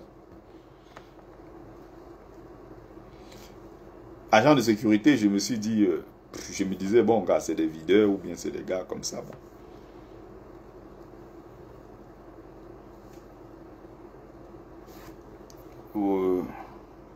Quelqu'un dit, si tu n'as pas nos avantages en nature, c'est-à-dire voyage, c'est un commentaire très intéressant. J'ai expliqué ça ici tout à l'heure.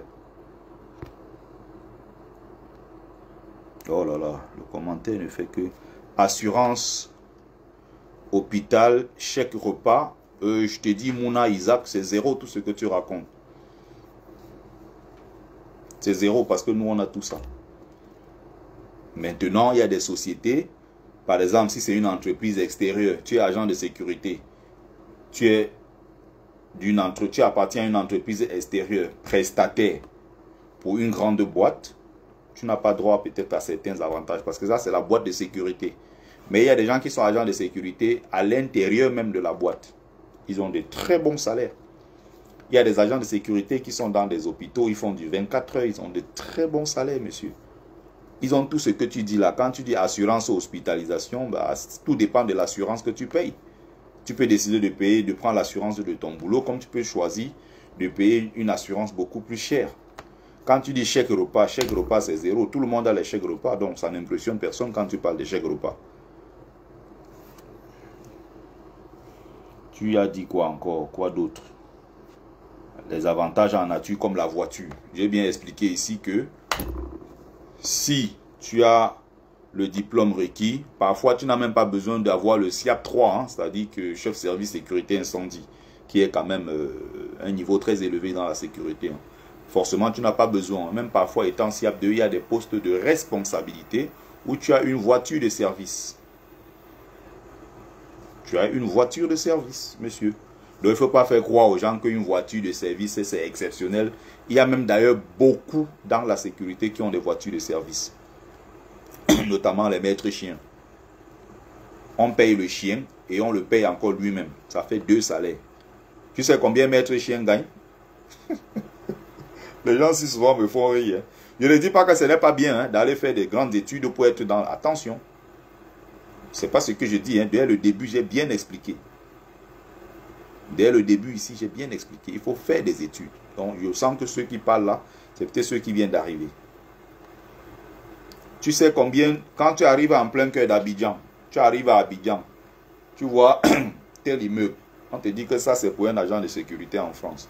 Agent de sécurité, agent de sécurité, agent de sécurité, agent de sécurité. Surtout les maîtres chiens. Les gens gagnent leur vie, hein.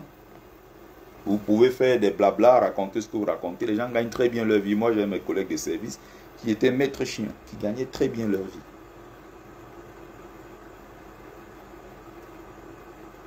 D'autres gagnent très bien, donc voilà. Donc je crois avoir dit l'essentiel. Hein. Vous pouvez évidemment évoluer. Hein. Vous pouvez évoluer dans le métier.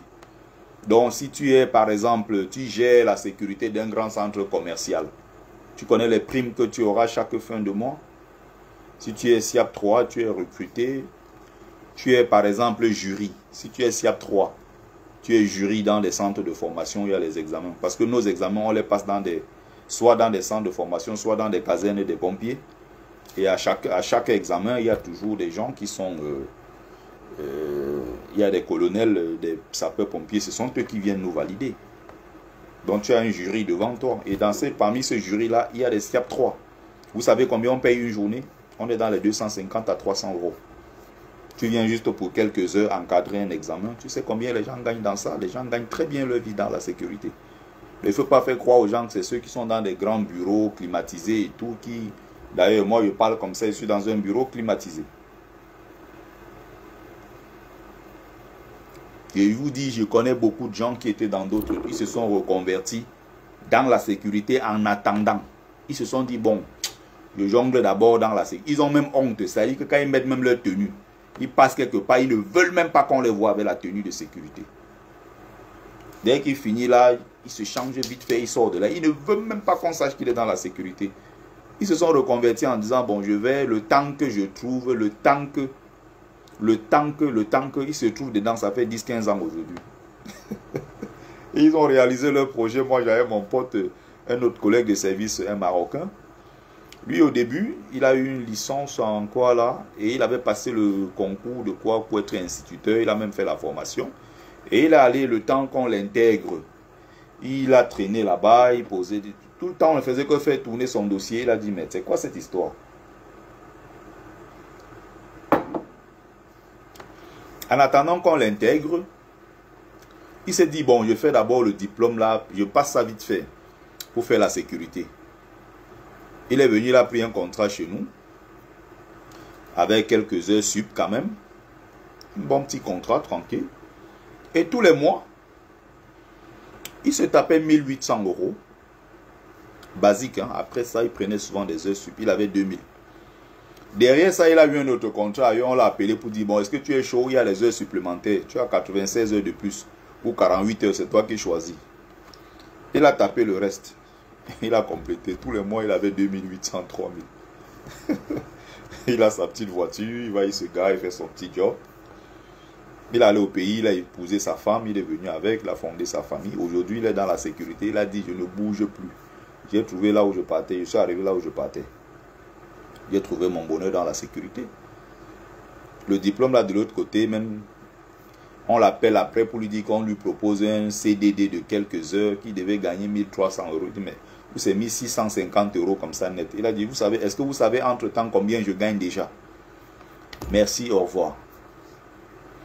Mais en même temps, non. Faut pas rester sur place. Faut pas croire qu'il n'y a que ça. On est arrivé, on est tombé dedans. On a trouvé une certaine stabilité. On a d'autres ambitions. À côté, moi, je fais mes études. Je travaille dur tous les jours pour m'envoler un jour vers un autre métier, vers autre chose. Mais j'ai toujours un pied dedans. Si je veux revenir dans la sécurité, moi, j'ai tous mes diplômes. Il suffit de faire des recyclages et puis je reprends le boulot. Je ne dis pas que tout le monde doit faire sécurité. Je ne dis pas que tout le monde doit laver les assiettes en Europe ou bien faire la restauration, balayer, que tous les Africains doivent seulement arriver et se jeter dans les petits métiers. Non, vous pouvez rêver. Vous voulez être médecin, allez au bout. Vous voulez être ingénieur, allez au bout. Vous voulez être avocat, je ne sais pas quoi, ne cessez pas de rêver. Allez plus loin. Allez plus loin. Mais donnez-vous vraiment les moyens d'aller très loin. Donc voilà ce que je voulais partager avec vous. Merci de m'avoir accompagné. On a passé un très bon moment. J'espère que également vous avez aimé. Alors,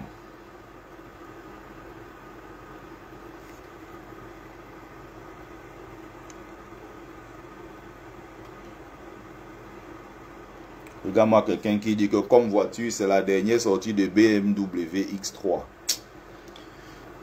Mouna Isaac, tu perds du temps aux gens. Moi, j'ai mon collègue là. Il a SIAP 2. Il roule avec une Santa Fe. Une belle Santa Fe là. Il a trouvé un contrat. Il a que le SIAP 2. Il n'a même pas le SIAP 3.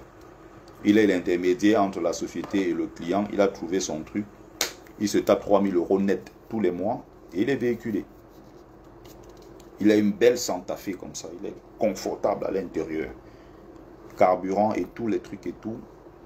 Donc en même temps, je vais juste te faire comprendre que ce que tu veux donner comme avantage en nature, ce n'est pas très impressionnant parce que les gens ont ça dans d'autres métiers, même dans, y compris dans la sécurité. Mais en même temps, je ne dis pas que ce que tu fais, non, non, non, non. C'est aussi très bien. Mais il ne faut pas croire que c'est parce qu'on est là-bas qu'on gagne mieux ou bien peut-être qu'on est... certainement, on est plus considéré parce qu'on se dit, bon, oui, il fait un métier, voilà. Mais ceux qui sont agents de sécurité, quoi qu'on dise, c'est ce que j'ai expliqué tout à l'heure. Si tu viens quelque part, par exemple, vous êtes dans des causeries avec des camarades, voilà, tu fais quoi? Souvent, cette question-là, ici, c'est une question qui est récurrente. Tu fais quoi dans la vie? Ça, c'est une question qu'on pose. C'est pas comme au pays, c'est des questions qu'on ne pose pas aux gens parce qu'on sait que les gens se débrouillent. Parce que personne ne dit jamais son métier. Tu vas demander à quelqu'un, tu fais quoi? Je fais dans la mécanique. On ne sait pas c'est quoi, je fais quoi dans la... Je fais dans la menuiserie. Bon. Il y a du jonglage dans tout ce qu'on fait, même dans la façon de s'exprimer. Ça dit que quelqu'un te paye, te jette quelque part, tu demandes tu fais quoi dans la vie? Ah, moi je jongle. Ou bien quelqu'un va te dire je fais dans la maçonnerie. Mais quand tu dis je fais dans la maçonnerie, ça ne veut rien dire en même temps. On ne sait pas ce que tu fais. Mais bon, quand tu vas dire je suis agent de sécurité, à côté, si tu dis, je suis, je ne sais pas, j'ai pris l'exemple tout à l'heure, peut-être infirmier, mais infirmier, ça c'est autre chose. Hein. Et infirmier, il faut avoir une licence, hein. C'est Bac plus 3 en France. Ce n'est pas les histoires au Cameroun ou n'importe où. Non, non, non. Ici, infirmier, c'est Bac plus 3. Ce n'est pas donné. 3 ans d'études. Et c'est coriace. Voilà, si tu viens, tu dis comme c'est Jean Ango, bon, je suis ingénieur, je gagne 20 000 € le mois, blablabla. Tu es plus pris au sérieux. Que quand tu dis que, je ne sais pas, tu es un videur de boîte de nuit ou que je ne sais pas, tu ranges les meubles à Ikea, tu travailles, je ne sais pas, comme caissier à Auchan ou à Leclerc, bon, voilà. C'est pour ça que j'ai dit, il faut pousser, il faut oser, il faut aller loin, il faut avoir plus d'ambition, il faut faire d'autres choses. Mais en même temps, ne vous laissez pas écraser par des gens qui viennent vous donner des leçons comme quoi ils gagnent trop bien leur vie. Alors que dans la réalité, non. Moi, j'ai beaucoup d'amis qui sont propriétaires, des gens qui ont réalisé des grandes choses. Moi-même, j'ai réalisé de très belles choses en étant dans la sécurité incendie.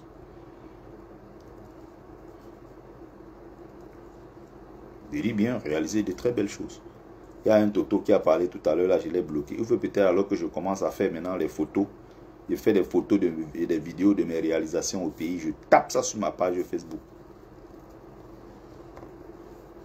Franchement, les gens m'amusent.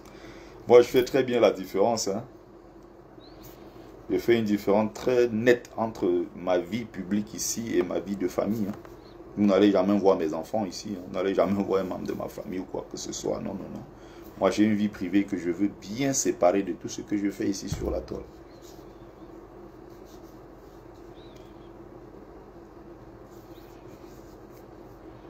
C'est Jalango gagne 20 000 € le mois. Bon, 20 000 € c'est aussi avec les heures sup. Hein. Il travaille pour plusieurs entreprises d'après ce qu'ils expliquent. Grand ingénieur Facebook. Un jour, il me voit ici assis dans le train SNCF. Hein? Regardez-moi le feignant. Il est assis là-bas. Hein? C'est moi qui ai dessiné ce train-là. Moi, là, les sièges là où il est assis là. Hein? C'est moi qui ai conçu le projet. Le feignant, il est assis dans un train. Hein? Le siège là, il est assis sur quoi comme ça? Hein? C'est moi. Ce grand malade.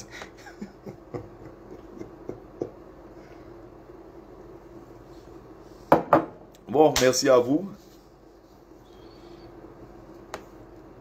Dédé Délucide, tu es arrivé tard. J'ai déjà parlé de ça dès le début. Je n'étais pas seulement aide cuisinier, j'étais plongeur. Mon premier salaire en France, c'est bien écrit sur la fiche de paye, plongeur. Je faisais tout ce qui est cuisine, je nettoyais, je servais et tout. Les Camerounais me rencontraient à l'époque. Il y avait des endroits où je servais, il y avait des Camerounais qui venaient, qui disaient, mais c'est pas toi Bertie le Camille.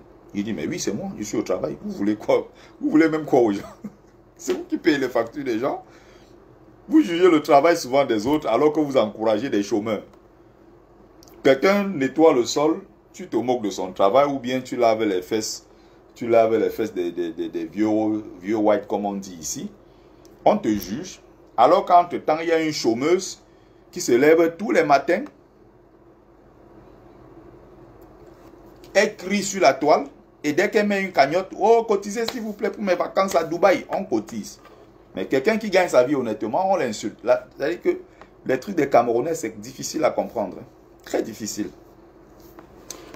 Bon, merci à vous. Merci à ceux qui ont pris le temps de regarder le live. C'était Bertie le Kamit, l'imperturbable négro-thérapeute, défenseur des causes justes qui avancent malgré les vents contraires. En espérant que ça vous a plu. Vie, force, santé à vous. Pluie de bénédictions ancestrales. C'était Mumbeso Mbon, notable de Dieu que je suis, porteur, propagateur du savoir ancestral, descendant de la dignité de ceux qui n'ont jamais trahi. Otep, Otep, Otep.